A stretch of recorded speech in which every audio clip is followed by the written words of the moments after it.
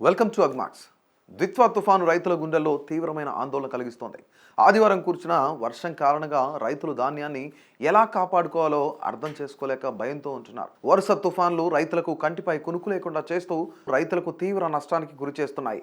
మోంతా తుఫాన్ మరొక ముందే ద్విత్వా తుఫాన్ రైతుల్లో కలవరాన్ని పుట్టిస్తోంది. బనగానపల్లి నియోజకవర్గంలో వరి కోత 20% కూడా దాటలేదని, గిట్టుబాటు ధర లేకపోవడం వల్ల రైతులు 10% కంటే తక్కువ ధాన్యాన్ని మాత్రమే అమ్మారని తెలిపారు. ఫలితంగా వారు ధాన్యాన్ని కోతకు సిద్ధంగా ఉన్న పంటలను ఎలా రక్షించుకోవాలో అర్థం చేసుకోలేక ఆందోళన చెందుతున్నారు. బనగానపల్లి నియోజకవర్గంలోని వివిధ మండలాలలో వరి సాగు ఈ విధంగా జరిగింది. అవుకు మండలంలో 12,900 ఎకరాలు, బనగానపల్లి మండలంలో 12,600 ఎకరాలు, కోవెలకుంట్ల మండలంలో 5,000 ఎకరాలు, సంజామాల మండలంలో 4,100 ఎకరాలు, కొలిమిగుండ్ల మండలంలో 15 ఎకరాలు పంట కోత సమయంలో తుఫాన్ ప్రారంభం కావడంతో రైతులు తీవ్ర ఆందోళనలో పడుతున్నారు. ఆరుగాలం కష్టపడి పండించిన పంట చేతికి వచ్చే సమయానికి ప్రకృతి వైపరీత్యాలు దెబ్బతీయడం రైతులను తీవ్రంగా బాధిస్తున్నాయి. వేల రూపాయల పెట్టుబడి పెట్టి పండించిన ధాన్యం తుఫాన్తో రైతులకు భయంకరంగా మారింది. తుఫాన్ వల్ల అధిక వర్షం కురిస్తే వరి, పప్పు, శనగ, మిరప వంటి పంటలు తీవ్రంగా దెబ్బతినే అవకాశం ఉందని రైతులు చెప్పారు.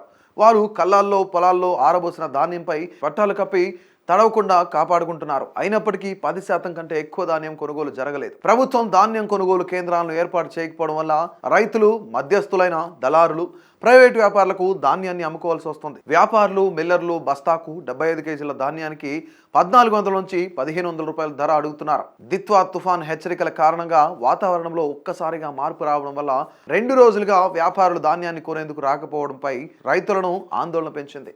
అధిక వర్షం కురిస్తే వ్యాపారులు తేమ శాతాన్ని పెంచి తక్కువ ధరలో ధాన్యం కొనుగోలు చేయడం మొదలు పెడతారని రైతులు భయపడుతున్నారు.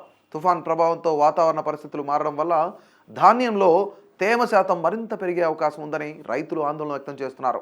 రబీ పంటలైన శనగ, పొగాకు, మినుము పంటలపై కూడా తుఫాన్ల ప్రభావం ఎక్కువగా ఉంటుందని రైతులు చెబుతున్నారు.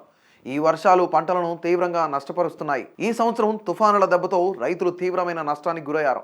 తుఫాన్ ప్రభావంతో వాతావరణంలో మార్పు రావడంతో 2 రోజులుగా వ్యాపారులు వరి ధాన్యాన్ని కొనడానికి రాలేదని, అలాగే టార్పాలిన్ పట్టాల కొరత కారణంగా వరి ధాన్యాన్ని తడవకుండా రక్షించడం కష్టంగా మారింది. అయినప్పటికీ ప్రభుత్వం ఎలాంటి నష్టపరిహారం చెల్లించకపోవడంతో రైతులు అప్పుల ఊబిలో పడిపోయారు.